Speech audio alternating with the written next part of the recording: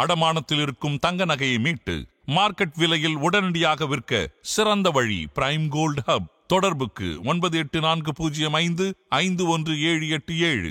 தங்கத்தை மட்டுமல்ல, உங்கள் தன்னம்பிக்கையையும் மீட்டுத் தருகிறோம். ஹாலிடேஸ்னாலே அது நம்ம GT Holidays தான். GT Holidays, South India's #1 travel brand. You know you are special when you're with GT Holidays.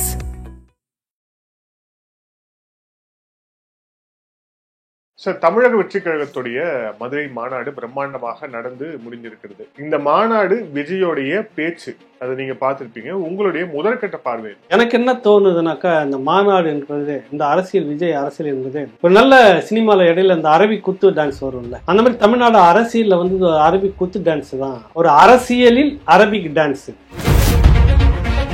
1967 போல ஒரு எழுச்சி, 77 போல ஒரு எழுச்சி. சொல்றதுக்கு உங்களுக்கு வெக்கமா இல்ல? அரசியல் முதல்ல உங்களுக்கு தெரியுதா? முதல்ல நீங்க உட்காந்து மேல இருந்து கீழே வரைக்கும், விஜயில இருந்து கீழே இருக்கிற அடிமட்ட தொண்டன் வரைக்கும் ஒரு அரசியல் பயிற்சி வகுப்பை நடத்துங்க. ஒரு 4 வருஷத்துக்கு நடத்துங்க. அமெரிக்க நாடுகள் உள்ளிட்ட உலக வல்லரசு நாடுகள் எல்லாம் நீங்க மேல இருந்து கீழே வரைக்கும், இந்தியா வரைக்கும் எடுத்துங்க. உலக நாடுகள் அரசியல் கட்சி தலைவர்களுக்கு பாதுகாப்பு ஏற்பாடு நிறைய இருக்கு. தடுப்பு கம்பிக்கு கிரீஸ் தடவி விட்டதெல்லாம் பார்த்திருக்கீங்களா? நான் வந்து வேடிக்கை பார்க்க வந்தவன் அல்ல, வேட்டையாட வந்தவன் அப்படின்ட்டு சினிமா வசனம் பேசலாம். நீங்க இது வரைக்கும் மக்களோட பிரச்சனைக்கு என்ன வந்திருக்கீங்க? பரந்தூர் வந்திருக்கீங்க. அந்த தம்பி ஒருத்தர் லாக்அப் மரணம் நடந்தப்போ போயிருக்கீங்க. இதை தாண்டி எவ்வளவு பிரச்சனை தமிழ்நாட்டுக்குள்ள நடந்திருக்கு. இந்த கூட்டம் வர்றதை வச்சு நீங்க எடப்படாதீங்க. கூட்டம் எல்லாருக்குமே வரும். புரிதல உங்களுக்கு? தமனாவை நீங்க கூட்டம் அந்த இடத்துல வச்சுட்டு திரிஷா அந்த கட்சி தொடங்கினா கூட கூட்டம் வந்துடும். உலகம் முழுக்க இருக்கக்கூடிய தமிழ் மக்களுடைய மனதில் நான் இருக்கிறேன், என்னை கொண்டாடுகிறார்கள், என்னை ஆதரிக்கிறார்கள், தங்கள் வீட்டு பிள்ளையாக பார்க்கிறார்கள். எந்த தமிழ் மக்கள் செய்கிறாங்க? ஈழ விடுதலையை பத்தி நீ ஒரு வார்த்தை என்ன வரைக்கும் பேசலாம். அந்த இனப்படுகொலையை பத்தி நீ ஒரு வார்த்தை என்ன வரைக்கும் பேசலாம். இனப்படுகொலைக்கான தீர்வு வேணுன்றதை பத்தி ஒரு வார்த்தையும் பேசலாம். எப்படி உன்னை எல்லா தமிழர்களும் மனதில் வச்சு உன்னை கொண்டாடுவாங்க? பிளாக்ல டிக்கெட் வாங்குற போஸ்டிங்கா தான் இருந்தா உங்களை ஆதரிக்கும். ஒரு அடிப்படை அறிவு இல்லை உங்களுக்கு. யாரை எதிர்க்கிறோன்ற ஒரு புரிதல் இல்லை. நேரம் எடுத்தோடனே சீமான், எதுக்குடா சீமானை எதிர்க்கிறதுன்னு தெரியாது. அதுக்கும் தளபதி. எதிர்காலம் வரும், என் கடமை வரும், அந்த கூட்டத்தின் ஆட்டத்தை ஒழிப்பேன் அப்படின்னு எம்ஜிஆர் பாடின பாட்டை அப்படியே வந்து பாடி காமிச்சு கிட்டத்தட்ட தன்னை வந்து இன்னொரு எம்ஜிஆர் அப்படின்னு அவர் வந்து கொண்டு வர பாக்குறாரு. அது வந்து சரியா? எம்ஜிஆரும் இவரும் ஒன்னா? புலியை பார்த்து பூனை உடம்பு முழுக்க சூடு போட்டு வச்சான். தோல் தான் எரியும். புரியுதுல்ல உங்களுக்கு? புலியாக முடியாது. அது எம்ஜிஆர்ன்றது புலி, நீங்க பூனை. காமராஜரையும் அண்ணலையும் அந்த உட்காந்து நடுவுல ஒருத்தர் சொல்லி இருக்கிறார், பெரியார். பாடல்லே பெரியார் தான் உனக்கு. இந்த பெரியார், இந்த பெரியார்ன்ற குட்டிச்சோரை நீ தூக்கி சுத்துற வரைக்கும் நீ அடி வாங்காம ஓய மாட்டான். நேயர்களுக்கு அன்பு வணக்கம். இன்றைய சிறப்பு நேர்காணலில் நம்முடன் இணைந்திருக்கிறார் மூத்த பத்திரிகையாளர் பாயகிரி வினோத் சார். வணக்கம் சார், தமிழக வெற்றிக் கழகத்துடைய மதுரை மாநாடு பிரம்மாண்டமாக நடந்து முடிந்திருக்கிறது. அதுல அவர் பேசிருக்கக்கூடிய விஷயங்கள், அதுல வந்து 26 சட்டமன்ற தேர்தலுக்கு தங்களுடைய தொண்டர்களை தயார் செய்யும் விதமா அவர் பேசியிருக்க விஷயங்கள், அவர் சொன்ன விஷயங்களை வைத்து ஒரு விவாதம் போயிட்டு இருக்கு. அந்த கேள்விகள்லாம் போறதுக்கு முன்னாடி, இந்த மாநாடு விஜயோடைய பேச்சு, அதை நீங்க பார்த்திருப்பீங்க. உங்களுடைய முதற்கட்ட பார்வை? எனக்கு ஒன்றும் இல்லை, வழக்கமாக ஸ்கிரிப்ட் நல்லா ஒர்க் பண்ணியிருக்கிறாருன்னு தோணுது. நான் ஸ்டாப்பாக பேசுகிற அந்த விதத்தை நல்ல பயிற்சி எடுத்துகிட்டு வந்திருக்கிறாரு, அது மட்டும் தோணுது. மற்றபடி அவர் இதில் எதுவும் சொன்னார், அதுக்கு முந்தின மாநாட்டில் என்ன சொன்னாரோ அதே தான். அரசியல் எதிரி திமுக, கொள்கை எதிரி வந்து பாஜக. இந்த வார்த்தை தான் ஏற்கனவே சொன்னார், இப்பவும் சொன்னார். வேறு எதுவும் புதுசாக இல்லை. அப்போவும் திமுகவை வந்து வசப்பாடினார், இப்போவும் திமுக வந்து வசப்பாடி இருக்கிறார். விமர்சனம் வந்து திமுக மேலே வச்சுருக்கிறார். அது ஓரளவுக்கு ஏற்கக்கூடியது தான். இன்றைக்கி என்ன நாட்டு நிலைமை இருக்குதோ அது எல்லாத்தையும் சொல்லி அங்கிள் அப்படின்னு சொல்லிட்டு போட்டு காட்டுன்னு காட்சி இருக்கிறாரு. நான் அது வந்து மறுக்கலை. விமர்சனங்கள் இன்றைக்கி தமிழ்நாடு முழுக்க இருக்கிறது. சட்டம் ஒழுங்கு சரியில்லை, பெண்களுக்கான பாதுகாப்பு இல்லை, ஒன்றும் மற்றது இல்லை, போராடுறவங்களுக்கு உத்தரவாதம் இல்லை, போலீஸ் அராஜகமாக அடித்து உடச்சி எல்லாமே பண்ணிட்டு இருக்குது. நீங்கள் கொடுத்த வாக்குறுதி ஒன்று நிறைவேற்றிட்டு தான் நீங்கள் பொய்ய சொல்லிங்கிறீங்க. நிறைவேற்றிட்டு இருந்தால் ஏன் போராடக்கூடிய மக்கள்லாம் போராடுறாங்க எல்லாரும். ஆக இப்படி இவ்வளோ கேள்விகள் தமிழ்நாட்டில் இருக்குது. இதுதான் இன்றைக்கி அவர் வச்சு செய்திருக்கிறார் அந்த மாநாட்டில். அதை தாண்டி புதுசாக வந்து எதுவும் செய்யலை. எனக்கு என்ன தோணுதுனாக்கா, இந்த மாநாடு என்பது, இந்த அரசியல், விஜய் அரசியல் என்பது ஒரு நல்ல சினிமாவில் இடையில இந்த அரபிக் குத்து டான்ஸ் வரும்ல, அந்த மாதிரி தமிழ்நாடு அரசியலில் வந்து அரபிக் குத்து டான்ஸு தான் வந்து அரபிக் டான்ஸாக தான் நான் அவரை பார்க்குறேன். ஒரு அரசியலில் அரபிக் டான்ஸு. அவர் ஒரு கொள்கை இல்லை, ஒரு கோட்பாடு இல்லை, ஒரு சித்தாந்தம் இல்லை, தன்னுடைய கட்சி தொண்டர்களை வந்து பயிற்சி பண்ணுற முறை இல்லை. ஒருத்தராவது நல்லா பேசக்கூடிய நபர்கள் இருந்திருக்காங்களா? ஒரு 4 கட்சியில் 2 கட்சியில் போயிட்டு வந்து அந்த நிர்மல் குமார்னு ஒருத்தர் கொஞ்சம் பேசினார் நல்லா. வேறு யார் தமிழை பேச தெரியல உங்களுக்கு? வணக்கன்றதுக்கு சொல்ல தெரியல, வனலக்கமாக ஏதோ ஒன்று சொல்கிறாங்க. நீங்கள் என்ன நினச்சிட்டு உங்கள் பொதுக்குழுன்னா முதல்ல கட்சியினுடைய மாநாடுன்னா அது நீங்கள் எப்படி நடத்தணும்னு ஒரு முதல்ல அடிப்படை பயிற்சியே உங்ககிட்ட தெரியல, உங்ககிட்ட இல்லை, அரசியல் பயிற்சி இல்லை. நீ எப்படி திடீர்னு வந்து 2026 வந்து உனக்கு தமிழ்நாடு கையில் வந்துடும், நீ என்ன நடத்துவ? நாடு இதை விட இப்போ இருக்கிற நிலையை விட மோசமான ஒரு குட்டிச்சோராக போகும். நான் விளையாட்டுக்கு சொல்லலை, அடிப்படை தகுதியை கொஞ்சம் கூட நீங்கள் வளர்த்துக்கல, மேலேருந்து கீழே வரைக்கும். எப்படி வந்து நீ என்ன சொல்ல வர இந்த மக்களுக்கு என்ன சொல்ல வர? தவறாக சொல்கிறதுன்னு நினைக்க வேணாம். அந்த கிறித்துவ மத போதகர்கள் வந்து பிரச்சாரம் பண்ணும்போது நான் எப்போ சொல்கிறேன், அவங்க தப்பாக சொல்லலை. இயேசு வருகிறார், உன் உள்ளத்தில் இறங்கி விட்டார், உன் மனதுக்குள் நுழைந்து விட்டார், உன்னை ஆசுவாசப்படுத்துகிறார், அப்படியே உச்சத்தில் சொல்லிக்கிட்டே வந்தாங்களே, அதை தான் விஜய் பேசுகிறாரு. நான் தமிழக மக்கள் உள்ளத்தில் சென்று விட்டேன், வீடு போய் நுழைந்து விட்டேன். என்ன பேச்சு இதெல்லாம்? என்ன பேச்சு? வேற என்ன அவங்ககிட்ட ஒரு சித்தாந்தம் இருக்குதா, கொள்கை இருக்கு, என்ன இருக்குது? இதுதான் நேற்று நீ பண்ண, வேற என்ன பண்ணியிருக்கீங்க சொல்லுங்க. நீங்கள் வேற என்ன தப்பாக பேசணும்னா சொல்லுங்க, நான் கரெக்டான ஒரு பார்வையை வைக்கிறேன். என்னுடைய 35 ஆண்டு கால இந்த அனுபவத்தில் இப்படி ஒரு இடைச்சொருகள் அரசியலை நான் பார்க்குறேன். யாரோ இயக்குகிறார்கள், அது மட்டும் தெரியுது. நீங்கள் ஏற்கனவே போய் பாரதிய ஜனதா கட்சியை சந்திச்சுட்டு வந்ததாக ஒரு பேச்சு இருந்துகிட்டு இருக்கு, மறைமுகமாக ஓடிக்கிட்டு இருக்குது. ராகுல் காந்தியை நீ சந்திச்சுக்கிற யாரோ ஒருத்தர். பொதுவாகவே திராவிடமும் சரி ஆரியமும் சரி வந்து இந்துத்துவா தமிழர் ஒரு தமிழ்னு இல்லை, எந்த ஒரு மாநிலத்திலும் அந்த இன எழுச்சி வர விடாமல் தடுக்கும். இப்போ ஆந்திரா, கர்நாடகா, தமிழ்நாடுன்னா அந்த மண்ணை சேர்ந்தவர்கள் அதிகாரத்தில் இருக்கிறாங்க, அதனால அந்த ஒரு இன எழுச்சி வச்சுக்கிட்டு இருக்காங்க. மொழி இனம் அதை விட்டு கொடுக்கவே மாட்டாங்க. கரெக்டுங்களா? அந்நியர்கள் வந்து இப்போ தெலுங்கானாவில் எங்கே இப்போ பார்த்தேன், நார்த்துலேருந்து வந்து வேலை செய்த அத்தனை பேருமே ரிட்டர்ன், மார்வாடிகள்லாம் திருப்பி போ அப்படின்னு குரல் கொடுக்க ஆரம்பிச்சிட்டாங்க. இங்கே தமிழ்நாட்டில் நீங்கள் அப்படி பேசுனீங்கன்னாக்கா இன வெறியல், தமிழ் வெறியல், இப்படி எங்கன்னா நீங்கள் பார்த்துருக்கீங்களா? இப்படி ஒரு எழுச்சி இந்த நேரத்தில் வந்திருக்கு. தமிழர் எழுச்சின்றது 2009 இனப்படுகொலைக்கு பிறகு கொஞ்சம் கொஞ்சமாக வந்து உச்சத்தில் நோக்கி நகருது. இதை வழிமறிக்க வந்த குத்து டான்ஸ், இந்த அரபிக் குத்து டான்ஸ், இடையில வந்து ஒரு சீரியஸாக படம் ஓடிட்டு இருக்கிறப்ப டக்குன்னு ஒரு 4 நிமிஷம் ஒரு குத்து டான்ஸ் போட்டு கலக்கிட்டு போவோம்ல, ஒரு குலுக்கிட்டு போவாங்கல்ல, அதுதான் விஜயோட அரசியலை நான் பார்க்குறேன். இல்லை, நான் வந்து மாற்றத்திற்காக வந்திருக்கிறேன், இங்கே இருக்கக்கூடிய சராசரி அரசியல்வாதிகள் போல நான் இல்லை, அதே மாதிரி நான் வந்து வேடிக்கை பார்க்க வந்தவன் அல்ல, வேட்டையாட வந்தவன் அப்படின்ட்டு வந்து சினிமா வசனம் பேசலாம். நீங்க இது வரைக்கும் மக்களோட பிரச்சனைக்கு என்ன வந்திருக்கீங்க சொல்லுங்க? எந்த பிரச்சனைக்கு நீங்க வெளியே வந்திருக்கீங்க, பேசிருக்கீங்க, போராடி இருக்கீங்க? இல்ல, பரந்தூருக்கு வந்தாரு, பரந்தூர் வந்திருக்கீங்க, அந்த தம்பி ஒருத்தர் லாக்அப் மரணம் நடந்தப்போ போயிருக்கீங்க. இதை தாண்டி எவ்வளவு பிரச்சனை தமிழ்நாட்டுக்குள்ள நடந்திருக்கு? எதுக்கு நீங்க வந்தீங்க? உங்க பனையூர் அலுவலகத்துக்கு கூப்பிட்டு மழை வெள்ளத்துல பாதிச்சப்பவும் கூப்பிட்டு அங்க பேசுறீங்க. இப்போ இந்த போராடுறவங்கள தூய்மை பணியாளர் கூட்டு இது ஒரு அரசியல் தலைவர் செய்ய வேண்டிய விடயமா? நீ வந்து 1967 போல ஒரு எழுச்சி, 77 போல ஒரு எழுச்சி சொல்றதுக்கு உங்களுக்கு வெக்கமா இல்லை? அரசியல் முதல்ல உங்களுக்கு தெரியுதா? முதல்ல நீங்க உட்காந்து மேல இருந்து கீழே வரைக்கும், விஜயிலிருந்து கீழே இருக்கிற அடிமட்ட தொண்டன் வரைக்கும் ஒரு அரசியல் பயிற்சி வகுப்பை நடத்துங்க, ஒரு 4 வருஷத்துக்கு நடத்துங்க. அப்பதான் உங்களுக்கு புரியும் 67 என்ன சூழ்நிலை இருந்தது. இந்தியாவிலேயே முரண்பட்ட கூட்டணி கருணாநிதி ஏற்படுத்தினார் ராஜாஜியோட சேர்ந்து. நாத்திகம், நீங்கள் அந்த வழியில் வந்தவங்க ஆத்திகத்தை கூப்பிட்டு வச்சுக்கிட்டீங்க. அதுக்கு முந்தின வரைக்கும் கொல்லுகப்பட்டார் அப்படின்னு சொல்லிட்டு ராஜாஜியை வந்து மோசமாக விமர்சனம் பண்ணிட்டு இருந்த நீங்கள், அந்த ராஜாஜி நாம் தமிழர் கட்சி ஆதித்தனார், திருவிக்காவோட தமிழக அரசு கட்சியாக, அடுத்தது வந்து முஸ்லீம் கட்சிகள், உழைப்பாளர் கட்சி, இப்படின்னு ஒரு 11 கட்சிகளை உள்ள இணைச்சிக்கிட்டாங்க. அந்த நேரத்தில் வந்து அரிசி பஞ்சம் அதிகமாக இருந்தது. 3 படி லட்சியம் 1 படி நிச்சயன்ற நிறைவேற்றாத கொள்கையே வந்து சொல்லி மக்கள்கிட்ட பிரச்சாரம், பொய் பிரச்சாரம். எல்லாவற்றுக்கும் மேலாக எம்ஜிஆருக்கு துப்பாக்கி கொண்டு எம்ஆர் ராதா சுட்டது அந்த படத்தை எடுத்து போட்டு அதில் தான் திமுகவை ஜெயிச்சுது. அந்த சூழ்நிலை எழுச்சி வந்து வேற. இந்திய எதிர்ப்பு போராட்டம் வந்து நூற்றுக்கணக்கான இல்லை, கிட்டத்தட்ட அதில் பெரும்பகுதி ஒரு 500க்கு மேற்பட்டவர்கள் சுட்டு கொண்ட காலகட்டம்லாம் நடந்தது. அதனுடைய தாக்கம் அப்படியே அனல் அடிச்சுக்கிட்டே இருக்குது. காங்கிரஸை வீழ்த்து நின்றது கோபம் எல்லாம் சேர்ந்து ஒரு அரசியல் மாற்றமாக வருது. இப்போ 26 என்ன இருக்குது? அன்னைக்கு காங்கிரஸுக்கு ஆப்போனன்ட் ஒரே ஒரு கட்சி தமிழ்நாட்டில் திமுக மட்டும்தான், அதிமுக கூட இல்லை. இன்னைக்கு எத்தனை கட்சி இருக்குது? வலுவான இன்னொரு பிரதான கட்சி அதிமுக இருக்குதா திமுகவுக்கு எதிராக? அப்புறம் தேசிய கட்சியில் பாஜக இருக்குதா? அதுக்கு பிற்பாடு தமிழ்நாட்டில் இன்னைக்கு நிறைய வந்துருச்சா? இங்கே தமிழ்நாட்டு அரசியல் கட்சியே வந்து திமுக திராவிட கட்சிகளே 4-5 இருக்குதா? இது இல்லாமல் தமிழ் தேசியத்துக்குன்னு ஒரு கட்சி அரசியலுக்கு வந்து ஒரு அங்கீகாரம் பெற்று முதன்முறையாக இருக்குதா? இவ்வளவு இருக்கிறப்ப நீங்கள் எடுத்தோன்னு 26 எழுச்சி நேரம் நாங்கள் கோட்டைக்கு அப்படின்னா என்ன அர்த்தம் இல்லை?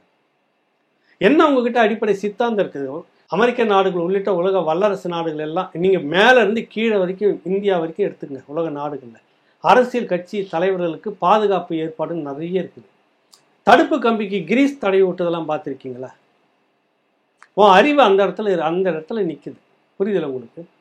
எவ்வளோ ஒரு தரம் தாழ்ந்த ஒரு கொஞ்சம் கூட ஒரு சித்தாந்த அறிவு இல்லை உங்களுக்கு. ஆனால் அதை தாண்டி தான் குதிச்சாங்க, அதை தாண்டி குதிக்கிறாங்க உங்களுக்கு. அப்போ நீ அந்த அளவுக்கு ரசிக குஞ்சுகளாக வச்சுட்டு அரசியல் படுத்தலைன்னு சொல்கிறேன். இதுக்காக தான் இன்னொரு 4 உங்களுக்கு அடிப்படை அறிவு தெரியல, அரசியல் அறிவு தெரியல.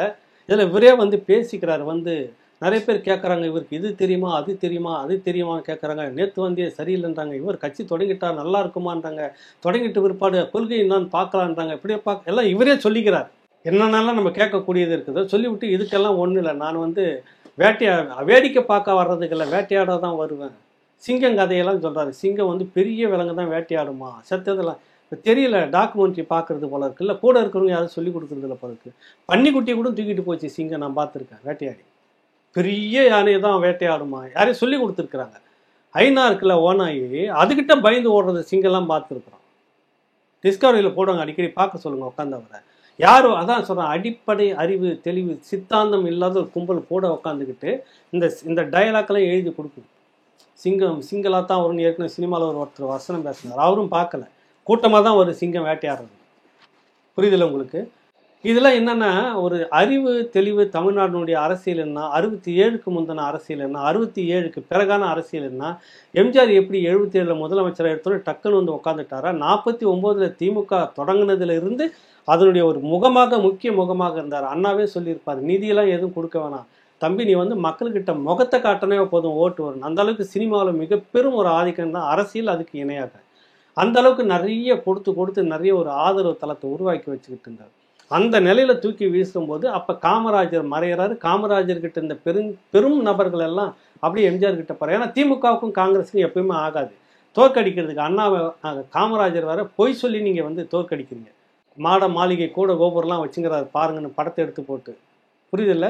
அந்த கடுப்பில் எல்லாம் என்ன பண்ணுறாங்க, அவர் மறைஞ்ச உடனே நிறைய பேர் இந்த பக்கம் வந்துட்டாங்க. இப்படி பல சாதகமான சூழ்நிலை எம்ஜிஆர் இருக்குது. உனக்கு நீ எந்த கட்சியில் ஒரு 50 ஆண்டு தாக்கு பிடிச்சி 25 ஆண்டு 30 ஆண்டு எந்த கட்சிக்கு உழைச்ச, உன்னை எங்கேருந்து தூக்கி விலைக்கு வச்சாங்க, நீ எப்படி புது கட்சியாக தொடங்குனீங்க சொல்ல வரீங்களா? எப்படி தொடங்கினது தான் இப்போ தான் தொடங்கியிருக்கீங்க தம்பி, எனக்கு உடனே கோட்டை வாசல் கொடுன்னா எப்படி கொடுப்பாங்க? இல்லை, விஜயோடைய பார்வையில் தவறு இருக்கு, விஜயோடைய அணுகுமுறையில் தவறு இருக்கு, விஜய் மேலே விமர்சனங்கள் இருக்கு, அது ஒரு பக்கம். ஆனா விஜய் வேணும் அப்படின்னு விஜயை நம்பி வரக்கூடிய, விஜயை பார்க்கணும், விஜயை பேச கேட்கணும் அப்படின்னு வரக்கூடிய லட்சக்கணக்கானவர்கள் இருக்காங்க, அங்க திறந்துருக்கிறாங்க. பல்வேறு கருத்து கணிப்புகளையும் நம்ம பார்த்துக்கிட்டு இருக்கிறோம்.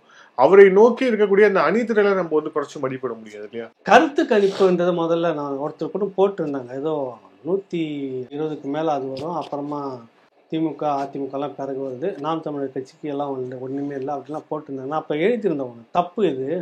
மொத்தம் 234ல் 200 தொகுதியுமே விஜய்க்கு தான், மீதி 30 தான் திமுகவும் அதிமுகவும் பிரிச்சுக்கணும் அப்படின்னு நான் எழுதியிருந்தேன். கருத்து கணிப்புகள்லாம் நீங்கள் வந்துட்டு காசு கொடுத்தா கருத்து கணிப்பு வந்துருன்றதுனால மனசாட்சிக்கு விரோதமாக செய்யக்கூடிய ஒரு இயக்கம்.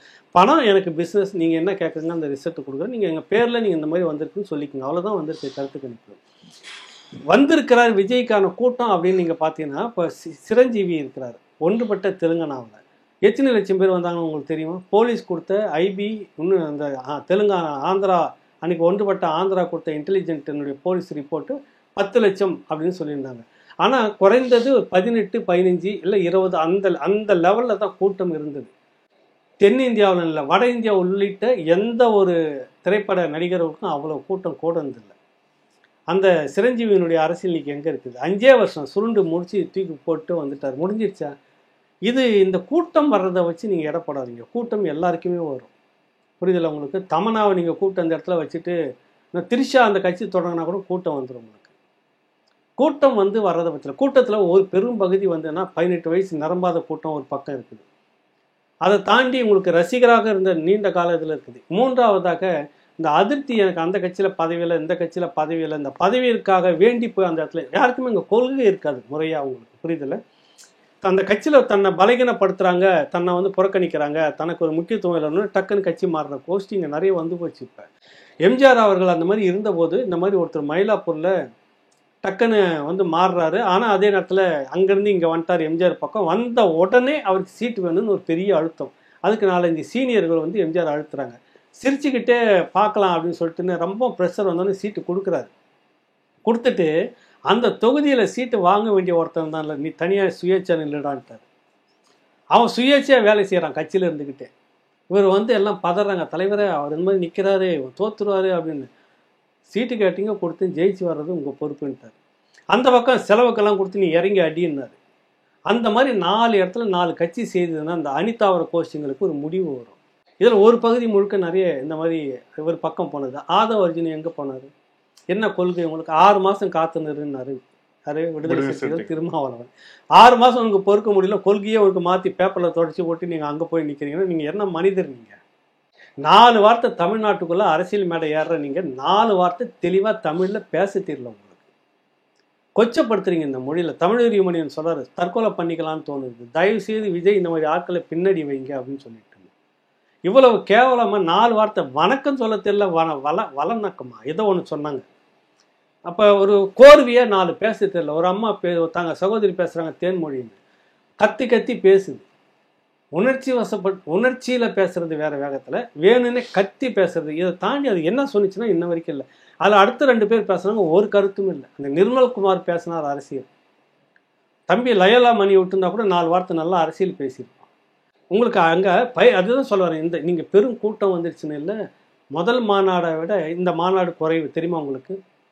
மொத்த ஸ்கொயருக்குமான கூட்டம் இல்லை, அப்படி வி ஷேப்பில் தான் இருக்குது. அந்த க்ரௌடு முன்பக்கம் மட்டும் இருக்கிறதுல ட்ரோனில் காட்டுறப்போ உங்களுக்கு தெரிஞ்சிருக்குது. வாங்கினது வந்து 75,000 60,000 என்ன சொன்னாங்க, 75,000ன்றாங்க. சில பேர் 1 லட்சம் தான் சேர் போட்டது அப்படின்றாங்க. 1 லட்சம் பேருக்கு கூட அப்படியே இன்னொரு ஒரு 50,000 இல்லை 70,000 இல்லை 1 லட்சம்னே வச்சுங்க, மொத்தமே 2 லட்சம் பேர் தான். இது ஒரு கூட்டமாக உங்களுக்கு? செல்வி ஜெயலலிதா இந்த இடத்துல அதே தூத்துக்குடி பகுதியில் வந்து 5 லட்சத்துக்கு மேலே கூட்டத்தை கூட்டியிருந்தாங்க. பூவை மூர்த்தியால் வட மாநிலங்களில் செல்வி ஜெயலலிதா கூட நின்று தன்னுடைய பெரிய கூட்டத்தை காட்டணுன்றதுக்காக இதை விட 2 லட்சத்தை விட அன்றைக்கி வந்து கடல் அலை மாதிரி கிட்டத்தட்ட 5 லட்சம் பேர் கூட்டினாங்க. அரசியலில் அன்றைக்கி எங்கே இருக்கிறார் பூவை மூர்த்தியார் சொல்லுங்கள்? அந்த 2 சீட்டு 1 சீட்டுன்ற லெவலுக்கு தான் வந்துச்சு அது கடைசியாக. கூட்டத்தை வைத்து இது ஒரு பெரிய பிரம்மாண்டம் அப்படின்னு அந்த கனவுல இருந்துடாதீங்க தயவுசெய்து. தமிழ்நாட்டில் இதை விட இன்னைக்கு இருக்கிற செல்வாக்கு, உதயநிதிக்கு சேலத்தில் இப்போ அவர் மாநாடு ஒன்று போட்டாங்கன்னு நினைக்கிறேன், ஞாபகம் இருக்குதுல்ல? எவ்வளோ கூட்டம் வந்தது? 5 லட்சம் பேர் வந்தது அவங்களே சொல்கிறாங்க இல்லை, 5 லட்சமே வேணாம், நீங்கள் சொல்கிற மாதிரி 3 லட்சம் பேர். அதுக்கு அந்த அளவுக்கு வரவேற்பு இருக்குதா இன்னைக்கு திமுகவுக்கு? இல்லை. மக்கள்கிட்ட போய் பேசுகிறப்ப எல்லாமே துப்புறாங்க தெரியுதில்ல, கடும் விமர்சனத்தை சந்திக்கிறாங்க தெரியுதில்ல. நீங்களே கோபப்பட்ட அங்கிள் இதுக்கெல்லாம் பதில் இருக்குதா அங்கிள்னு வசனம் பேசுறீங்களா? அது யதார்த்தம், அதை நான் மறுக்கலை. நீங்கள் கேட்ட திமுகவுக்கு எதிராக நீங்கள் கேட்டதெல்லாம் பாஜகவுக்கு நீங்கள் 2 கோரிக்கை வச்சிங்க, இது எல்லாமே நான் மறுக்கலை. தாண்டி என்ன உங்ககிட்ட அரசியல் தெளிவு இருக்குது? உலகம் முழுக்க இருக்கக்கூடிய தமிழ் மக்களுடைய மனதில் நான் இருக்கிறேன், என்னை கொண்டாடுகிறார்கள், என்னை ஆதரிக்கிறார்கள், தங்கள் வீட்டு பிள்ளையாக பார்க்கிறார்கள். எந்த தமிழ் மக்கள் செய்கிறாங்க? ஈழ விடுதலையை பற்றி நீ ஒரு வார்த்தை இன்ன வரைக்கும் பேசலை. அந்த இனப்படுகொலையை பற்றி நீ ஒரு வார்த்தை இன்ன வரைக்கும் பேசலை. இனப்படுகொலைக்கான தீர்வு வேணுன்றதை பற்றி ஒரு வார்த்தையும் பேசலை. தமிழ்நாடு அரசு 2 முறை தீர்மானம் நிறைவேற்றிருக்கு, அதிமுக அரசும் திமுக அரசும். இது இந்தியன் கவர்மெண்ட் வந்துட்டு ஐநாவில் வந்துட்டு இதை பரிந்துரைக்கணும், இதுக்கு வந்து ஆதரவாக நிற்கின்றது. அரசியலை நீ இன்ன வரைக்கும் முடிவு எடுக்கலை. சர்வதேச விசாரணை வேணும் இதுக்கு அப்படின்றத பற்றி நீங்கள் பேசலை. ஈழ மக்களுக்கு பொது வாக்கெடுப்பு நடத்தணும், நாடு வேணுமா வேணாமா அப்படின்றத பற்றி நீங்கள் இன்ன வரைக்கும் பேசலை. எப்படி ஒன்று எல்லா தமிழர்களும் மனதில் வச்சு ஒன்று கொண்டாடுவாங்க? பிளாக்ல டிக்கெட் வாங்குற கோஷ்டிங்கன்னா இருந்தால் உங்களை ஆதரிக்கும். புரியுதில்லை உங்களுக்கு? உண்மையான தமிழ் மக்கள் நிச்சயமாக இந்த மண்ணிலும் சரி, தமிழ்நாடு இந்தியா உட்பட வெளிநாடுகள் அனைத்து எல்லா இடத்துலையும் இருக்கிற எல்லா இடத்துலையுமே சொல்கிறேன், இந்த பிளாக்ல போய் பார்த்துட்டு வர்றது, பெருமைக்கு போய் சினிமா பார்த்துட்டு வர்றது, பெருமைக்கு கல் வச்சு தேய்ச்சிக்கிற கும்பல் இருக்குல்ல, இதுங்க வேணால் உங்களை கொண்டாடலாம். உண்மையான தமிழ் மக்கள் வந்து என்ன நீ பேசிட்ட அந்த மக்களுக்காக? உலக நாடுகள் முழுக்க இந்த தாய் தமிழ் மக்களும் இருக்காங்க, ஈழ மக்களும் இருக்காங்க. இங்கே இருக்கிற மக்களுக்கு நீங்கள் ஒரு தெளிவான அரசியல் என்ன வரைக்கும் காட்டலை. இப்போ நாம் தமிழர் கட்சி வந்தது, ஒரு வரைவு வந்து விட்டுருக்காங்க வெளியில், அடிப்படை கொள்கை எங்களது வரைவு இதுதான் கொடுத்துருக்காங்க.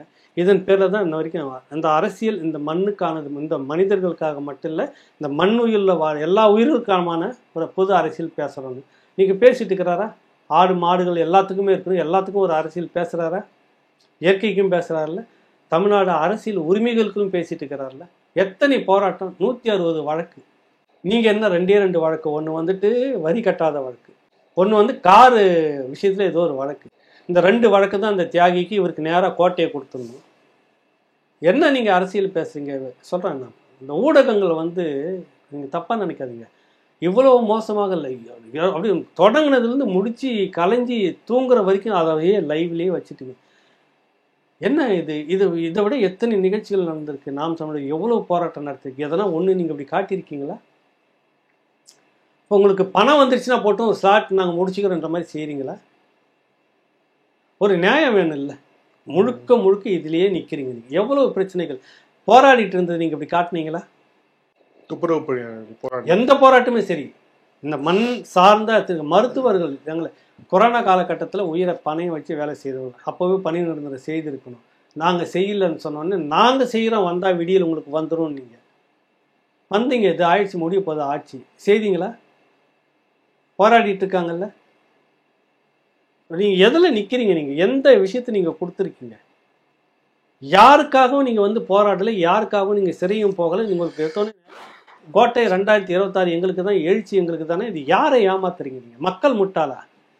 ரசிகர் முட்டாளா இருக்கலாம், நீங்கள் வேணா அப்படி இருக்கலாம். அரசியல் தெளிவு இல்லையே முதல்ல உங்களுக்கு. சொன்னதில் 1966, 77 போல எழுச்சி, அதான் ஸ்லோகம் வச்சுருக்காங்க பார்த்தீங்களா? அது 2க்குமான அங்கே என்ன நடந்ததுன்னு ஆதவ அர்ஜுனுக்கு தெரியல, ஆரோக்கியசாமிக்கு தெரியல, அப்புறம் அந்த IRS அதிகாரியா அருண், அவர் பேர் என்ன, அவருக்கும் ஒரு இதுவுமே தெரியல. பேசுகிற இழவு கூட இல்லை உங்ககிட்ட. நீ வந்து மக்கள்கிட்ட என்ன சொல்லி என்ன பிரச்சனை பண்ண? இந்த ரசிகர் மன்றன்றத ஒரு இதை வச்சுட்டு அவங்க உழைச்சிருக்கிறாங்க. ரசிகர்கள் உனக்கு விசுவாசமாக இருக்கிறாங்க, அதை நீங்கள் பயன்படுத்திக்கிறீங்க. அவர்களுடைய அந்த அரசியல் எதிர்பார்ப்பை நீங்கள் காயடிக்கிறீங்க. மொத்தமாக இதை நீங்கள் பார்க்க போனீங்கன்னாக்கா, அந்த தமிழ் தேசிய எழுச்சியை வந்து வழிமறிக்க வந்த ஒரு கோடாரி காம்பு, அந்த மரத்தை வெட்ட வந்த ஒரு கருங்காலி கட்டை அப்படின்னு தான் சொல்லணும். இதுல அந்த கூட்டத்துல வழக்கமா ஆளுங்கட்சியில இருக்கக்கூடியவங்களை விஜய் யாரை எதிர்க்கிறாரோ அவங்களை நோக்கி ஒழிக கோஷத்தை அவங்களுடைய தொண்டர்கள் வந்து போடுவாங்க. ஸ்டாலின் ஒழிக, உதயநிதி ஒழிக, இளமோடி ஒழிக, அண்ணாமலை ஒழிக, நயினார் ஒழிக, ஏதாவது ஒண்ணு இந்த மாதிரி அவங்களோட கொள்கை எதிரியாக அறிவித்தவர்களே ஒழிகன்னு சொல்லலாம். ஆனா சம்மந்தம் இல்லாம திடீர்னு சீமான் ஒழிக அப்படின்னு ஒரு அந்த வீடியோவும் வந்து ரொம்ப முக்கியமான டிவிகே அக்கௌண்ட்ஸ்ல இருந்து வந்து பயங்கரமா வைரல் ஆச்சுன்னு பார்க்கணும். இது ஏன் அப்படின்னு நினைக்கிறீங்க? சீமான் வைத்த விமர்சனம் தான் காரணமா இல்ல வேற எதுவும்? இல்ல வேற எதுவும் இல்லை. எந்த விதத்திலாவது சீமானுக்கு எதிரான ஒரு வார்த்தைகளை அது ஒரு அந்த டிவிக்கு வெளியிடுறப்ப இது சரியானதா தவறானதுன்னு தெரிய வேணாமா? ஏன் அந்த வேலையை செய்யணும்? 4ஆம் தர வேலை இல்லை, அது வாங்கினதுக்காக அது செய்தீங்களா? நான் சொல்கிறது விளம்பரம் வாங்கினீங்களே, அதுக்காக நீங்கள் செய்தீங்களா? அதுக்காக செய்கிறீங்களான்னு கேட்டேன். அதுதான் சொல்ல வரேன். இந்த இவர்களுக்கு அரசியல் தெளிவில்லை, அரசியல் வகுப்பு கட்டாயம் எடுத்தாக வேண்டும்.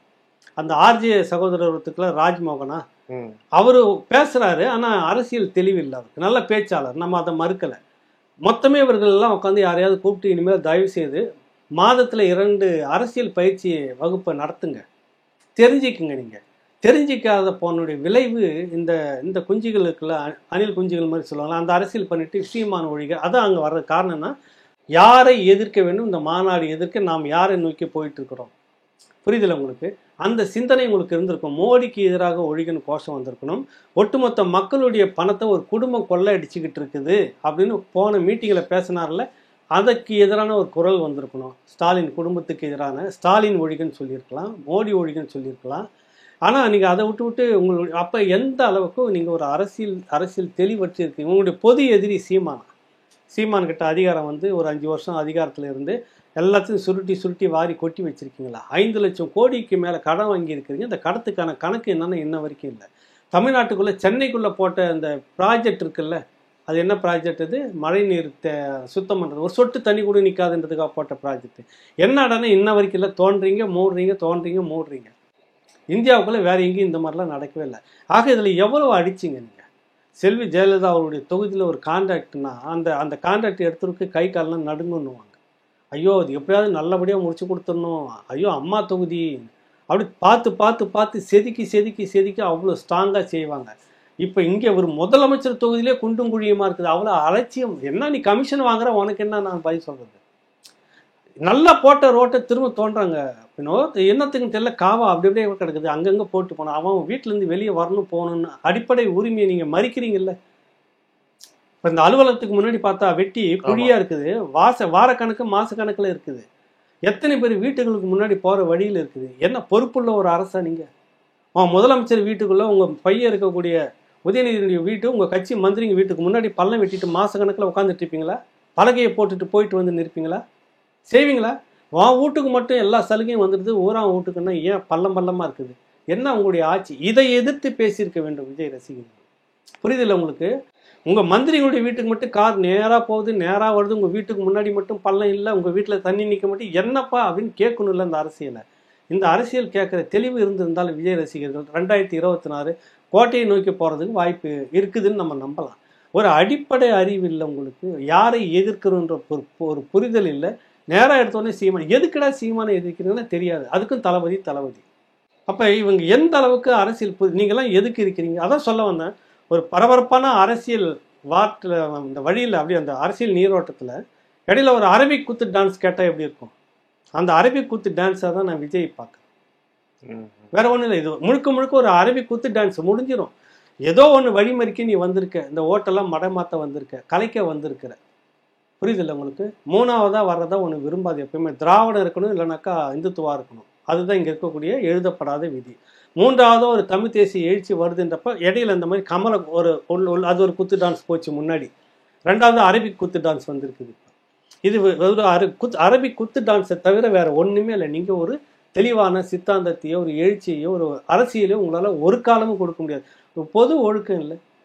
நைட்டோட போய் உட்காந்துட்டு ஒரு நைட்லேயே உட்காந்து பார் மாதிரி உட்காந்து தண்ணி அடித்து முடிச்சிருக்கீங்க. போதையிலே பேட்டியெல்லாம் கொடுத்துன்னு இருக்கீங்க, உடல்றீங்க, பெறல்றீங்க.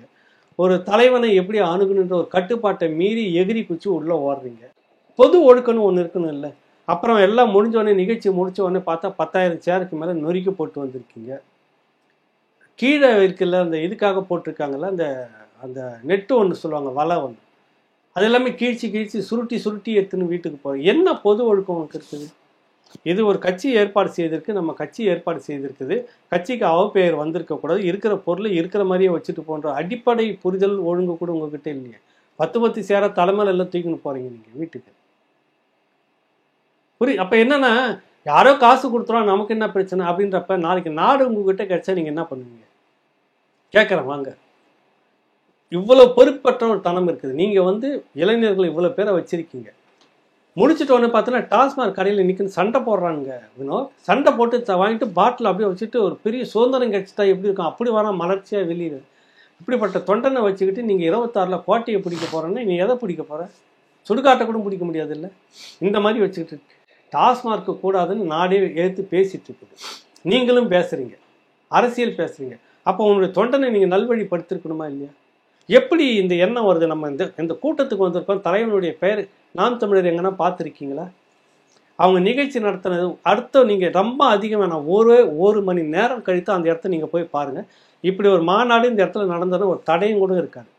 அந்த நாற்காலிகளெல்லாம் அவ்வளோ ஒழுங்காக நடுக்கி ஓரமாக வச்சுட்டு நடுவில் இருக்கிற இடத்துலலாம் குப்பையெல்லாம் பொறுக்கி பாட்டிலெல்லாம் பொறுக்கி எல்லாமும் பண்ணி, இப்போ பாட்டில் பயன்படுத்துவது கூட சுற்றுச்சூழலுக்கு எதிர்ப்பானது, அதை பயன்படுத்தக்கூடாதுன்னு கடந்த மே 18 நிகழ்ச்சி கோயம்புத்தூரில் நடத்துகிறப்ப பார்த்தாக்கா அதுக்குன்னு தனி குழாயை வச்சு மொத்த டேங்க் நிறுத்தி அதன் வழியாக அங்கங்கே தண்ணி பிடிச்சி குடிச்சிக்கிறதுக்கான ஏற்பாடு பண்ணியிருந்தாங்க. அப்போ அந்த பாட்டில் பயன்பாடு குறையுது இல்லை?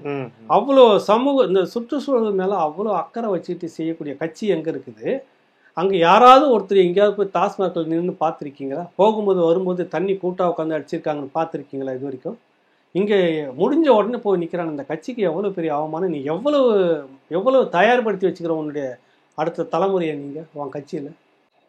இதை தான் நம்ம கேட்குறோம். நீங்கள் அப்புறம் என்ன அந்த திராவிட கட்சிக்கு மாற்று நீ எப்படி வர முடியும்? எப்படி உனக்கு நேராக கோட்டையை கொடுத்துட முடியும்? கொடுத்துருவாங்களா? இல்ல, ரெண்டாவது அவர் தன்னை எம்ஜிஆரோடு ஒப்பிட்டு பேசுறார். அதாவது எதிர்காலம் வரும், என் கடமை வரும், அந்த கூட்டத்தின் ஆட்டத்தை ஒழிப்பேன் அப்படின்னு எம்ஜிஆர் பாடின பாட்டை அப்படியே பாடி காமிச்சு கிட்டத்தட்ட தன்னை இன்னொரு எம்ஜிஆர் அப்படின்னு அவர் கொண்டு வர பாக்குறார். அது சரியா? எம்ஜிஆரும் இவரும் ஒண்ணா? அதாவது கால் தூசுக்கு வரமாட்டார். நான் உண்மையிலே சொல்ல வரேன், விஜய் ரசிகர்கள் கோயிச்சுக்க கூடாது, மனசாட்சியோடு நினைக்கிறோம். எம்ஜிஆர் என்கிற மாமனிதர் எங்க? உங்களுக்கு எம்ஜிஆரை பற்றி தெரிஞ்சுக்கணுன்னா ஒரு புத்தகம் ஒன்று இருந்தது, சிவாஜி அவர்களோடு நீண்ட நெடிகால நண்பர், செயலாளர் அப்படின்னு இருந்தவர். நாடகம் நடிகர் திலகம், நான் நாடகம் நடிகர் திலகம், இதுதான் புத்தகத்தினுடைய தலைப்பு. இந்த இவங்களது லைன்ஸ் இதுவாக ஏதோ அலையன்ஸ் பதிப்பகம் வெளியிட்டு இருந்தது. பிறகு என்ன காரணம் தெரியல, அதை நிறுத்திக்கிட்டாங்க. அது வேறு காரணம் பேச வேணாம். அது கிடைச்சி நான் படித்தேன். அதாவது முடியை நல்லா தோல் வரைக்கும், பெண் வேடத்துக்காக முடியை நாடகத்தில் வளர்த்தேன், தோல் வரைக்கும் தொங்கிட்டு இருக்கிற முடியை அடித்து தொங்க விட்டுக்கிட்டு போகிறப்ப ஒன்றும் இல்லை, ஒரு மனிதரை சந்திக்கிறாரு. எடுத்தோடனே கேட்ட கேள்வியை சாப்பிட்டீங்களான்னு சொல்லிட்டு அவர் கேட்டுட்டு போய் ரோட்டு ஓரத்தில் ஒரு கடையில் சாப்பாடு வாங்கி கொடுத்துட்டு அவர்கிட்ட ஒரு 50 ரூபா கொடுத்துட்டு அவரு நாடக வாய்ப்பை தான் தேடி வராரு. நீங்கள் வந்து சேருங்க அப்படின்ட்டு போகிறாரு. அந்த தொடக்கத்திலேருந்தே தெரியுது, பஞ்சம் பசி பட்டினியை உணர்ந்த அந்த மனிதன், சக மனிதர்களுக்கு என்ன நடக்கணும் என்ன தேவைன்னு தெரிஞ்சு செய்த மனிதர். தொடர்ச்சியாக அரசியல் களத்தில் காங்கிரஸ் பேர் இயக்கத்தில் அந்த ஆதரவாக தான் இருந்துட்டு இருந்தார். காமராஜர் என்னுடைய வழிகாட்டி, தலைவர் அண்ணா என்னுடைய வழிகாட்டி, அதை தான் சொல்ல வர்றாரு. அப்போ காங்கிரஸ்குள்ளே இருந்த அந்த பற்று எப்படி இருக்குது, அது அடுத்தது அப்படி நேராக திமுக வந்த உடனே, திமுகவில் திராவிட கட்சியில் வந்த உடனே அதுலேயும் வந்துட்டு ஆன்மீகத்தில் தான் விரும்பி இருந்துட்டு இருக்கிறார். அதனால தான் திமுகவுக்கு வந்த உடனே திமுகவில் இருந்துட்டு 49 தொடங்கி 67 வரைக்கும் வந்து அவர் பட்ட பாடு கொஞ்சம் நெஞ்சில்லை கட்சிக்கு, அவ்வளவு கொடுத்துருக்கிறாரு. நிறைய பேர் இந்த கணக்கு வழக்கு கேட்டாங்க, அதனால தான் எம்ஜிஆருக்கும் கருணாநிதிக்கும் பிரச்சனை. கட்சி கணக்கு வழக்கு, கோமாளி அப்படின்னு எம்ஜிஆர் என்ன, கட்சி பொருளாளர் நீ தான், நீயே கணக்கு கொடுன்னு கேட்டால் எப்படியா, நாங்கள் தான் உங்ககிட்ட கேட்கணும்லாம் பேசிக்கிட்டு இருந்தாங்க. ஆனால் உண்மை அது கிடையாது. என்னன்னா கட்சியோட கணக்கு வழக்கு அவர் கேட்கல. நான் பெரிய ப்ரொடியூசராக இருக்கிறேன், ஹீரோவை நடிக்கிறேன், சம்பாதிக்கிறேன், எனக்கான சொத்து இவ்வளோ இருக்குது, இவ்வளோ வாங்கி போட்டுக்கிறேன், இவ்வளோ இருக்குன்னு நான் தணிக்கை செய்து அரசுக்கு கட்ட வேண்டிய வரியை கட்டிட்டு உட்காந்துட்டு இருக்கிறேன். ஆனால் சில அமைச்சர்களுக்கு ஒன்றுமே இல்லாமல் வருமானம், சொத்து எப்படி குவியுது என்ற கணக்கை கொடுக்கணும் பொதுவெளியிலன்றார். முதலாக கட்சிக்குள்ளே இருக்கிறவங்க கணக்கை கொடுக்கணும்னு பேசுனது எம்ஜிஆர். யாரை வச்சு சொன்னார்னு உங்களுக்கே தெரியும். ஒன்றுமே இல்லை, உனக்கு எப்படி சொத்து வந்து குவிஞ்சிக்கிட்டே இருக்குது, கணக்கை வைங்க எல்லாரும், கட்சிக்குள்ளே இருந்துக்கிட்டு இப்படி செய்தால் கட்சி ஊழல் கட்சியாக மாறும். இதுதான் அவர் வைக்கிற கோஷம், இதுதான் அவர் கேட்டது. இதை மறைச்சி விட்டு கட்சி கணக்கு கேட்டதாக பண்ணிட்டாங்க. அந்த எம்ஜிஆரோட நீங்கள் எப்படி ஒப்பிட்டு பார்க்க முடியும்? புலியை பார்த்து பூனை உடம்பு முழுக்க சூடு போட்டுக்கிச்சான், தோல் தான் எரியும், புரியுதில்லை உங்களுக்கு? புலியாக முடியாது நீங்கள். அது எம்ஜிஆர்ன்றது புலி, நீங்கள் பூனை. புலியை பார்த்து பூனை சூடு போட்டுக்க கூடாது. அவர் நீங்கள் அது வேணாம், சிலதெல்லாம் சொன்னால் ரொம்ப கசப்பாக போயிடும். அவருடைய பல விடயங்கள் இருக்குது இல்லை. என்ன நீங்கள் எடுத்தோடனே சிகரெட்டை தூக்கி போட்டுட்டு தண்ணி அடிச்சுட்டு இப்படியெல்லாம் எம்ஜிஆர் நடிச்சுக்கிட்டு இருந்தார். நடிகராக கூட அந்த மாதிரி இல்லையே, நீங்கள் கால் தூசு பக்கம் போக முடியாது. எப்போ இறந்தார் உங்களுக்கு எம்ஜிஆர்? 87க்கு பிறகு இது எத்தனை வருஷம் ஓடிட்டு இருக்குது? இத்தனை ஆண்டு காலம் இன்னும் கூட எம்ஜிஆர் பேரை எல்லாம் தான் சொல்லி அரசியல் பண்ணிட்டு இருக்கிறோம். தவிர்க்க முடியாது. ஆளானப்பட்ட கருணாநிதியே எம்ஜிஆர் எனக்கு ஓட்டு போடுங்க, நண்பன் மருத்துவமனையில் இருக்கிறாரு, அவர் வந்துட்டாருன்னு அவர்கிட்டே ஆட்சியை கொடுத்துறன்னு எம்ஜிஆர் பேரை சொல்லி தான் கட்சியாக கருணாநிதியை பிரச்சாரம் பண்ணார். தெரியுமா உங்களுக்கு அந்த ஓட்டு? அந்த நேரம், அந்த காலகட்டம் புருக்லின் ஹாஸ்பிட்டலில் இருந்தப்ப அதுதான் எம்ஜிஆர். நீங்கள் ஒரு பொருத்தம் வேணாமா உங்களுக்கு? நீங்களா கற்பனை கோட்டை கட்டிக்கிட்டு எம்ஜிஆர் மாதிரி நான் நீயே சொல்லிக்கிட்டு இருந்தேன்னா நீயே தான் தலையில் கொட்டிக்கின்னு நாங்கன்னு ரோட்டில் தெரிஞ்சுக்கின்னு இருக்கணும். சொல்லு, ரசிகர் எந்த மாதிரி இருக்காங்க, எம்ஜிஆர் ரசிகர் எந்த மாதிரி இருந்துட்டு இருந்தாங்க, என்ன மாதிரிலாம் வேலை செய்துட்டு இருந்தாங்க எம்ஜிஆர், வரலாறு கொஞ்சம் பாருங்கள் உங்களுக்கு புரியுதில்ல? இங்கே நீங்கள் இன்ன வரைக்கும் ஒன்றும் பக்குவப்படுத்தலை, உன்னுடைய கட்சிக்காரனை பக்குவப்படுத்தலை, இன்னும் ரசிக குஞ்சுகளாக இருந்துட்டு இருக்கிறான். ஒரு தேட்டருக்கு போனால் தேட்டரை ஒழுங்காக விட்டுட்டு வர முடியல, புரியுதில்ல? பார்த்தா அப்படியே தரையோட தர ஒட்டிக்கிட்டு கிடக்குது சீட்டு, தோசை மாதிரி அப்படியே படுக்க பாய் வச்ச மாதிரி ஒரு ஷீட்டே உட்காந்துக்கிற அந்த சேருங்களே அது மாதிரி பண்ணிட்டு வந்தேன். கோஷ்டி நேற்று பார்த்தீங்கன்னா அந்த அரங்கத்தில் இருக்குது. ஏற்கனவே முதல் மாநாடு அரங்கமும் அப்படி தான் இருந்தது. ஒரு அடிப்படை பொது ஒழுக்கம் இல்லாதவர்களை வச்சுக்கிட்டு நான் எம்ஜிஆர்னா என்ன?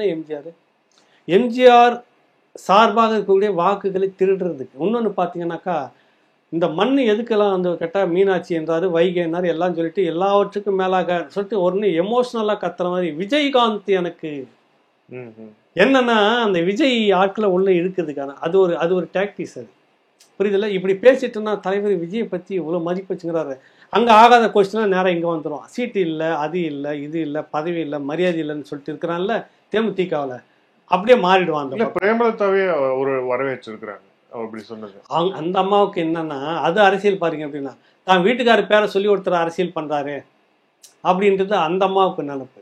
இவருக்கு என்னன்னா இப்படி சொன்னோம்னா விஜய் ஆட்கள் எல்லாம் அந்த பக்கம் வந்துடுவாங்க. குறிப்பாக அந்த பக்கத்தில் வந்து அந்த சமூகத்தை சேர்ந்தவர்கள் அதிகம். புரியுதில்ல? இதெல்லாம் அந்த ஓட்டு அரசியல் உங்களுக்கு இப்போ அந்த சுற்று வட்டார தொகுதிகள் எல்லாம் ஓட்டு விழியில் அந்த சமூகத்தினுடைய ஓட்டு விஜயகாந்த் சார்ந்த அந்த வாக்குகள் அந்த பக்கம் வரும் இல்லை. இந்த கணக்கு வச்சுட்டு பேசுகிறாரு மனுஷன். அந்த அம்மாவுக்கு இது புரியல. உங்களுக்கு ஒரு படத்தில் வந்துட்டு இளநீர் விற்றுக்கிட்டு இருப்பான், அங்கேருந்து கயிறு போட்டு இழுத்துக்கிட்டே இருப்பார், தெரியுமா உங்களுக்கு? அந்த மாதிரி எல்லாத்தையும் வாய் வச்சு வந்துட்டார். அங்கங்கே ஒரு கயிறு போட்டு அங்கங்கே இழுக்கிறது. இதை தான் அவர் பண்ணிட்டு இருக்கிறாரு. எம்ஜிஆர் சொல்லி எம்ஜிஆர் ரசிகர்களை இழுக்கிறது. அதிமுக எடப்பாடி வந்து எம்ஜிஆர் எவ்வளோ கஷ்டப்பட்டு உருவாக்குனார் அந்த கட்சியை. இன்னைக்கு யார் இருக்கிறாங்க? ஏன்னா எடப்பாடி உங்களுக்கு அவ்வளோ இலக்காரமாக போயிடுச்சா? உங்களை மாதிரி திடீர்னு பணம் அங்கேருந்தோ வந்துச்சு அப்படின்ட்டு உடனே அரசியல் எடுத்துக்கிட்டு வந்து குதிக்கிறதுக்கு, பணம் சப்ளை பண்ணுறதுக்குன்னு 2 குரூப் உள்ளே வந்துட்டாங்க, அதனால் நான் அரசியலுக்குள்ளே வரேன் அப்படின்னு வந்துட்டாங்களா? அவர் சாதாரண ஒரு தொண்டனா அவரே சொல்லிக்கிறாரு, உங்களை எதிர்க்க இப்போ நீங்கள் இருக்கிறீங்களே அந்த இடத்துல நான் நின்று வேடிக்கை பார்த்துட்டு இருந்தோம் எம்ஜிஆரை. அங்கேருந்து படிப்படியாக வந்து கிளை செயலாளராக இருந்ததுக்கு முன்னாடி சாதாரண தொண்டனாக இருந்து நாய பெய போஸ்டர் ஒட்டி அலைஞ்சி பிற்பாடு கிளை செயலாளர் இருந்து படிப்படியாக வந்து இந்த இடத்துக்கு வந்த பிற்பாடு நிம்மதி இல்லை. 4 கோஷ்டி அவர் தலையை உருட்ட பார்த்தது. கரெக்டா இல்லை? திமுக பின்னணி, திமுக மடியில் உட்காந்துக்கிட்டு ஓபிஎஸ் பண்ண வர நிமிஷம் வேற, அந்த அம்மா சசிகலா பண்ணது, டிடிவி தினகரன் ஒரு பக்கம் பண்ணது, இவ்வளவு பேருக்கு மத்தியில் வச்சு இருந்தும் கூட அந்த இடத்த தக்க வச்சுக்கிட்டு சட்ட ரீதியாக போராட்டம் பண்ணி நிற்குன்னு அந்த கட்சியை எம்ஜிஆர் பெயரை சொல்லி அரசியல், ஜெயலலிதா பேரை சொல்லி அந்த அரசியல் இது இன்ன வரைக்கும் நீட்டிட்டு போகிற உங்களால் முடியுமா? அதை 1% உங்களால் தாக்கு முடிச்சிருக்க முடியுமா? விஜய் தான் அன்றைக்கி தூக்கி போட்டு தூர போய் படுத்துட்டு போவார், போதும் எனக்கு வேற என்ன படத்தை நோக்கி போகிறேன்னு போயிருப்பார். அப்படி சகிச்சுக்கிட்டு அவ்வளவும் எதிர்கொண்டு ஒரு பெரிய அளவில் சிம்ம சொப்பனை மாதிரி இன்னைக்கு வந்து நிற்கிறார். நான் அவரை பாராட்டி பேசணும் எனக்கு ஒன்றும் அவசியம்லாம் கிடையாது எடப்பாடி, புரியுதில்ல? நான் ஒன்றும் அதிமுகவும் கிடையாது. ஆனால் அவர் வந்த வழி வழி தந்த வழி, அவமானங்கள் தந்த வழி, புரியுதில்ல? துரோகங்கள் முழுக்க வெறும் குத்துப்பட்ட வழி அவருக்கு. அதில் தான் வந்து எல்லாத்தையும் தாங்கிக்கிட்டு நிற்கிறார் முன்னாடி நிற்கி. அவருக்கு உன்னுடைய வயசு என்னவோ அதுதான் அவருடைய அரசியல் அனுபவமே. இப்போ சொல்லார், இன்னைக்கு யார் வந்திருக்காங்க? ஏதோ ரோட்டில் போகிறவங்க வந்து பதவி திடீர்னு வந்து யானை மாலை போட்டு தூக்கி வந்து வச்சிருச்சா அவரை? சொல்லுங்க. சசிகலா அந்த பதவியை கொடுத்தாங்க, நிற்க வச்சாங்க, தக்க வைக்கிற போராட்டம் இருந்ததுல எவ்வளோ சதி நடந்திருக்கு உங்களுக்கு நினச்சி பாருங்க. கண் எதுக்கு நம்ம பார்த்தோம். அதை போய் குறைச்சி பேசுறது. ஏன்னா அங்கே இருக்கிறவங்களாம் இங்கே வந்துடுவாங்களே. உனக்கு அந்த இளநீர் கடையை கயிறு போட்டு உருவுறாருல, செந்தில் கவுண்டர் பண்ணி விற்றுக்கிட்டு இருப்பார் இளநீர் அந்த பக்கம், செந்தில் இந்த பக்கம் கயிறை போட்டு இழுத்துக்கிட்டே இருப்பான். அந்த அந்த அந்த கயிறு போட்டு இருக்கிற அரசியல் தான் பண்ணுறீங்க. தமிழ் தேசியத்திலேருந்து கொஞ்சம், அந்த பக்கத்துலேருந்து கொஞ்சம், இந்த பக்கத்துலேருந்து கொஞ்சம், அப்புறம் 4-5 பேரை வச்சுருக்கிறீங்க நீங்கள். வன்னியர் சமூகத்திலேருந்து ஒரு சகோதரி, ஒரு அம்மா, இந்த பக்கம் வேலு நாச்சியார், அந்த பக்கம் தெற்க முக்குளத்தூர் இருக்குதுன்னு, அப்புறம் பெருந்தலைவர் காமராஜர், அப்புறம் எல்லாமே இதுலேயும் வந்து காமராஜரையும் அண்ணலையும் அந்த பக்கம் நடுவில் ஒருத்தர் சொல்லி இருக்கிறார் பெரியார். பாடல்லே பெரியார் தான் உனக்கு. இந்த பெரியார்ன்ற குட்டிச்சோரை நீ தூக்கி சுத்துற வரைக்கும் நீ அடி வாங்காம ஓய மாட்டேன். பாத்துக்க, நான் இன்னைக்கு வேணா சொல்றேன், அது இந்த இனத்துக்கு கிடைச்ச மிகப்பெரிய குட்டிச்சோறு. நான் சொல்றேன், அந்த பாட்டுலயும் என்ன வருதுன்னா பெரியாரின் பேரன். சரியா? காமராஜரின் பேரன் சொன்னாக்கா, அம்பேத்கரின் பேர் சொன்னா சுலுக்கு என்ன செய்தார்? முதல்ல அவர் என்ன சாதிச்சார் சொல்லுங்க? பெரியார் சாதித்த மனிதர்கள், அண்ணல் அம்பேத்கர் சாதிச்சிருக்கிறாரு, காமராஜர் சாதித்த மனிதர்கள் நடுவில் வச்சுட்டு அவர் பாட்டை நீ சொல்லி அவர் பேரை சொல்லி சொன்னீங்கன்னா நியாயம். ஒரு இடமும் கட்சி வரைக்கும் செய்யல, பேசிக்கிட்டே இருந்திருக்கிறாரு. சொன்னா கோபம் வந்துருது உங்களுக்கு திராவிடர்களுக்கு. உங்க கொள்கை நீர்த்து போச்சுரா. நீங்க ஒண்ணு மேல எல்லாருமே கோயிலா சுத்திட்டு இருக்கிறான், நீங்களும் கோயிலை சுனிக்கு தான் சுத்திக்கிறீங்க, பெரியார் கொள்கையை நீங்க அவமதிக்கிறீங்க அப்படின்னு நம்ம சொன்னா அவங்களுக்கு கோபம் வந்துருது. புரியுதில்ல உங்களுக்கு? உடனே அவதூற வாரி வீசுறது. எல்லா பேருமே இன்னைக்கு எல்லாம் கோயிலுக்கு ஒரு இந்துத்துவ உத்தரப்பிரதேசத்தில் என்ன நடக்குதோ அத்தனை இங்கே நடந்துகிட்டு இருக்குதா இல்லையா? எங்கே போயிட்டு இந்த கரிஞ்சட்டைகளை எல்லாம் இன்னைக்கு எங்கே கருவாடு விற்க போயிட்டீங்களா? எங்கே போய் படுத்துக்கிட்டு இருக்கீங்க? வந்து போராடி இருக்கணும், தமிழ்நாடா ஊப்பியாடான்னு கேட்டிருக்கணுமா இல்லையா? கமுக்கமாக உட்காந்துட்டு இருக்கிறீங்க. பெரியாரை நீங்கள் தான் அவமதிக்கிறீங்க. அந்த பெரியார் ஒன்றுமே செய்யலை, பேசினார். ஆனால் அதுக்கு முன்னாடி பார்த்தீங்கன்னா எல்லா சமூகத்திலேருந்து பள்ளிக்கூடம்லாம் கட்டி நடத்திக்கிட்டு இருக்கிறாங்க. வினோத், கட்டமலை சீனிவாசன் பிரிட்டிஷ் கவர்மெண்ட்டோட டைப் ஆகிட்டு இந்த அயோத்தியாச பண்டிகை சேர்ந்து பள்ளிக்கூடம் நடத்துகிறாங்க. அந்த பக்கம் நாடார் சமூகம் அதுக்கு முன்னாடி இருந்தே பள்ளிக்கூடம் நடத்திட்டு இருக்கிறாங்க. ஒன்றும் மற்றபடி பார்த்தீங்கன்னா தேவேந்திர சமூகத்திலையும் பள்ளிக்கூடம் நடத்திட்டு இருக்கிறாங்க. பிரிட்டிஷ் காலத்துலேருந்து கல்லர் சமூகத்திலேருந்து பள்ளிக்கூடமே தொடர்ந்து நடத்திக்கிட்டு இருக்கிறாங்க. இவர் வந்து தான் படிக்க வச்சாராங்க எல்லாரும். இவர் எந்த பள்ளிக்கூடத்தை கட்டினாரு? சேர்த்த காசு எல்லாம் ஒன்று கொடுத்துட்டாராங்க.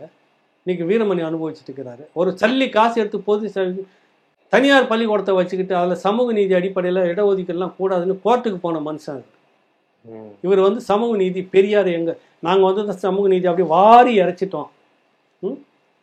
தனியார் பல்கலைக்கழகத்தில் அதுக்கு தலைமை தாங்கி வழிநடத்தினவரே ஒரு வீரமணி தான். தனியார் கல்லூரியில் இடஒதுக்கீடு அடிப்படையில் வேலைகள் இருக்கணும், கொடுக்க முடியாதுன்னு சொல்லிட்டு போனார். இவர் வந்து பெரியார் எடுத்துட்டு பேசுறாரு. அதே போல விளங்காத அரசியல் பேசிட்டு நீ சாமி இல்லைன்னு ஆல்டர்னேட்டிவ் தான் சொன்னேன். என்ன ஆல்டர்னேட்டிவ் வச்ச? உளவியல் ரீதியாக இப்போ ஒரு 4% உள்ள 100ல் ஒரு 1.5% அப்படின்னு வச்சுக்கோங்க. அவ்வளோதான் கடவுள் இல்லைன்னு நீங்கள் பேசுகிற அரசியல்னு வச்சுக்கோங்க. மீதி 99% கிட்ட கடவுளை நோக்கி நகர்ந்து கொண்டிருக்கிறது. அப்போ உங்களுடைய அரசியல் தோற்று போச்சா இல்லையா? உங்கள் பெயரை சொல்லி, பெரியார் பெயரை சொல்லி தாங்கிக்கிட்டு இருக்கிற அந்த அரசியல் கோயிலாக தான் சுற்றுது. பார்த்துருக்கீங்களா? அப்போ அது தோற்று போச்சா இல்லையா? காரணம், அவர் அடிப்படை கட்டமைப்பு எதுவும் செய்யாமல் வாய்ஜாலங்களில் பேசிக்கிட்டே இருந்த ஒரு மனுஷனை போயிட்டு நடுவில் வச்சு இந்த பெரியார் தான் எங்களுக்கு வழிகாட்டி, அரசியல் வழிகாட்டி, அப்புறம் பாடலையும் பெரியாரின் பேரன், தொடப்பக்கட்டை சொல்லிட்டு போகலாம். அதை விட நான் அப்படி தான் பேசுவேன். காமராஜரை தூக்கி பிடிச்சி பேசு, அண்ணல் அம்பேத்கரை தூக்கி பிடிச்சி பேசு. அண்ணல் அம்பேத்கரும் பெரியாரும் ஒன்றா உங்களுக்கு? எப்படிப்பட்ட மாமேதை, எப்படிப்பட்ட கல்வியாளர்! 5ஆம் கிளாஸ் படிச்சு விட்டு அடுத்தவங்க புக்கில் எழுதுனதெல்லாம் காப்பி பேஸ்ட் பண்ணி ஒட்டி இவர் பேரில் போட்டுக்கிட்டாருன்னா ஒரு அறிவாளி அவர்? கேட்க வருதா இல்லையா உங்களுக்கு? பெண் ஏன் அடிமையானால யாருது புக்கு அது? அப்படியே தூக்கி டிரான்ஸ்லேட் பண்ணி விட்டு ஒரு 2-3 வார்த்தை இடையில சொல்லிவிட்டு இவர் எழுதினார். பெரிய சிந்தனை சிலவர் இவர் எழுதினார். அடிச்சது முழுக்க நிறைய இருக்குது. இந்த மாதிரி கொத்தா சொன்ன ஒன்று உலகத்தில் சொல்லப்போனால் யுனெஸ்கோ விருது வாங்கினதுன்னு சொல்லிட்டு பத்திரிக்கை பேரை போட்டு புக்கே போட்டிங்க நீங்கள். அது இல்லைன்னு நிறுவனம் ஆன ஒரு படம், ஒரு வெக்கம் இல்லை, ஒரு அசிங்கம் இல்லை. திரும்ப அந்த இன்னும் வச்சுக்கிறீங்க அந்த புத்தகத்தை. கொளுத்திருப்பான் நல்லவனாக இருந்தால் கரெக்டாக. ஆக இப்படிப்பட்ட ஒருத்தரை கொண்டு வந்து ஒரு தீர்வையும் சொல்லவே இல்லை. ஒரு தீர்வு சாமி கும்பிடாதுன்னா என்ன ஆல்டர்னேட்டிவ்? அடுத்த இன்னொரு 2 மார்க்கும் இருக்குது. இஸ்லாமிற்கு கிறிஸ்தவம் இருக்கு. இவங்களுக்கும் அது பொருந்துதா? அதுக்கேற்ற ஒரு அரசியல் செய்தியாங்க? செய்யவே இல்லை. மாற்று இது என்ன? ஒன்றுமே இல்லை. மூட நம்பிக்கைன்றப்பல நிறைய ஒழிச்சிட்டிங்க. ஒன்றும் இல்லை, எனக்கு தெரிஞ்சு தஞ்சாவூரில் நேற்று உட்காந்துட்டு இருக்கிறப்ப வன்னியர் சமூகத்துடைய வரலாற்று ஆய்வு மையம்னு சொல்லிட்டு தோழர் ஆறுமுக அண்ணல், 6 அண்ணல்னு நாங்கள் சொல்லுவோம், பத்திரிகையாளர் தான், சக நண்பர் தோழர், நேற்று பார்க்க வந்திருந்தார். இந்த தாக்கம் ஒரு கிராமத்தில் எப்படி இருந்திருக்குன்னா, சாமி கோயிலே இடிச்சிருக்கிறாங்க. இடிச்சுட்டு அதில் ஒரு சிலையை வந்து உடச்சி போட்டு அந்த தலை மட்டும் இருந்திருக்குது. அது நடந்து ஒரு 40 வருஷம் ஆயிருக்குது போல இருக்கு. இப்போ அந்த தலை யாருதுன்னு எல்லாத்தையும் தேடி ஒரு ஆய்வு பண்ணாக்கா ராஜராஜ சோழனுடைய சிலை கோயில். அது எப்போ கட்டின கோயில் அது. இந்த மூட நம்பிக்கைன்னு சொல்லிட்டு நீ பண்ண அந்த வித்தர்களை உடைச்சான அவனுடைய கலாச்சாரம், அவனுடைய பண்பாடு, அவனுடைய வரலாறு இழந்துட்டு நிற்கிறான். அன்னைக்கு எத்தனை அழிஞ்சிருக்குது இந்த மாதிரி. இந்த குட்டிச்சோறு வேலையை தான் பண்ணிச்சாது. அதனால தான் சொல்ல வரேன், நீங்கள் அந்த பேரை எடுத்துகிட்டு வந்தீங்கன்னா தமிழ்நாட்டுக்கு குட்டிச்சோறு, உங்களுக்கும் குட்டிச்சோறுன்னு சொல்கிறேன். ஒரு நிரந்தர அரசியல் அது கொடுக்கவே இல்லை. குழப்ப அரசியலை தான் கொடுத்துட்டு, குழப்ப சித்தாந்தத்தை. இவங்களுக்குன்னு ஒரு லாபி. எப்படி சுதந்திர போராட்டம்னா காந்தி அப்படின்னு சொல்லிட்டா தான் இன்னைக்கு எடுபடணும், இல்லைனாக்கா அவங்க துரோகி, தேச துரோகி. ஏன்னா நேதாஜி சொல்லக்கூடாது, புரியுதில்ல? அது போல் நீங்கள் தமிழ்நாடுன்னு எடுத்துக்கிட்டீங்கன்னா பெரியார் தான். நீங்கள் யாரை கொண்டு வந்தாலும் நீங்கள் துரோகி இப்படின்னு அவனை யாரெல்லாம் மறுத்து பேசுகிறாங்க அவனை காயடிச்சிருது, சமூகத்திலேருந்து அந்நியப்படுத்துறது. ஏகலை இவன்ட்டு பேட்டிக்கு போகாதீங்க, பேட்டி கொடுக்காதீங்க. அங்கெல்லாம் போய் நீ உட்காந்து பேட்டி, இந்த 4ஆம் தர வேலையை தான் உங்களால் செய்ய முடியும். புரியுதில்லை உங்களுக்கு? இப்படி தான் நீங்கள் இந்த சமூகத்தில் உங்களுக்கு எதிரான கருத்தை வைத்தவர்கள் எல்லாம் நீங்கள் இப்படி தான் ஒழிச்சிருக்கீங்க. மிகப்பெரிய அறிவுஜீவி இங்கே இருக்கிற அட்டமலை சீனிவாசன், இவருக்கு போட்டியாக வந்து நீங்கள் யாரை கொண்டு வரீங்க? ஐஎஸ் போட்டியாக நீங்கள் யாரை கொண்டு வரீங்கன்னா இன்னொருத்தர் கொண்டு வந்து நிறுத்துறீங்க. ஏன்னா அறிவாளி எங்களுக்கு வந்துடக்கூடாது. இந்த 4ஆம் தர வேலையை தான் செய்துட்டு இருந்திருக்கீங்க காலங்காலமாக. இப்போவும் இந்த கருத்தை நம்ம பேசுகிறோம்னா உடனே இவனை வந்துட்டு எந்த ஊடகத்திலையும் பேட்டிலாம் வச்சிடாதீங்க தோழர், அவரை கூப்பிட்றாதீங்க, ஐயோ அவரை கூப்பிட்றாதீங்க. இதெல்லாம் ஒரு குழப்பா உங்களுக்கு? வாட்ஸ்அப்பை முடக்கிறது, யூடியூப்பை முடக்கிறது, பேசுகிறத முடக்கிறது, இந்த வேலையை தானே செய்கிறீங்க. விவாதிங்க, சிந்தனை தெளிவு பெறுங்க. உங்கள் பெரியார் தான் சொன்னார், ஒரு கருத்தியல் ரீதியாக விவாதிங்க. இன்றைக்கி பெரியாருடைய சிந்தனைகள் வந்து இந்த அளவுக்கு இருக்குது. இது மறுபரிசீலனை பண்ணுனாக்கா உங்களுக்கு கோவம் வருது.